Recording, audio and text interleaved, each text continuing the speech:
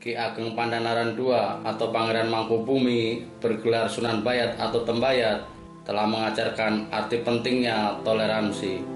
Meski memiliki kemampuan tinggi di bidang agama dan juga karomah berupa kesaktian, namun Sunan Bayat tidak mau bertindak semena-mena bahkan kepada orang lain yang tidak mau mengikuti ajarannya. Salah satu contohnya adalah ketika Sunan Bayat membangun masjid di Bukit Jabal Kat atau Jabal Akat. Masjid tersebut dibangun di masa Kesultanan Demak Bintoro, yakni antara tahun 1475 hingga 1568 Masehi. Setelah berdiri, ternyata suara azan terdengar sampai jauh. Padahal saat itu masih banyak perkampungan non-muslim di sekitar Bukit Jabal Kat. Sunan Bayat lantas memindahkannya ke sisi selatan yang letaknya lebih rendah sehingga suara azan hanya terdengar di lingkungan Bukit Jabal Kat.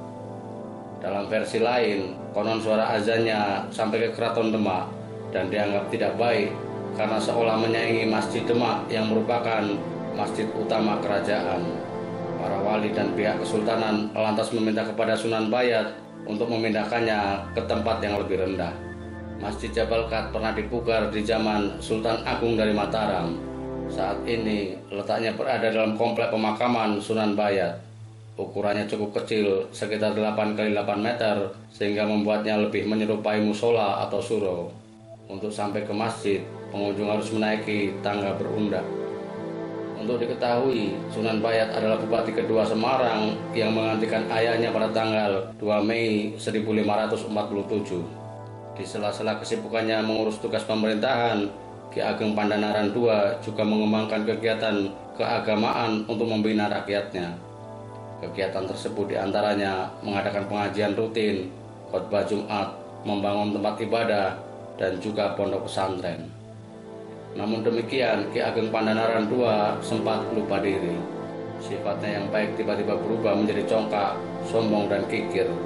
Ia senang mengumpulkan harta untuk kemewahan sehingga melalaikan tugas utamanya.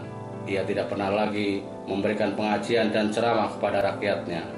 Demikian pula, ia tidak pernah merawat pondok pesantren dan tempat-tempat ibadah. Mengetahui hal itu, Sunan Kalijaga lantas menegurnya. Ki Ageng Pandhanaran II pun tersadar akan perbuatan buruknya dan meminta maaf. Sunan Kalijaga kemudian menyuruhnya ke Bukit Jabal Kat untuk menjadi muridnya. Sunan Bayat tidak pernah kembali ke Semarang. Beliau wafat dan dimakamkan di Bukit Tembayat. Sampai saat ini, makamnya selalu ramai dikunjungi peziarah.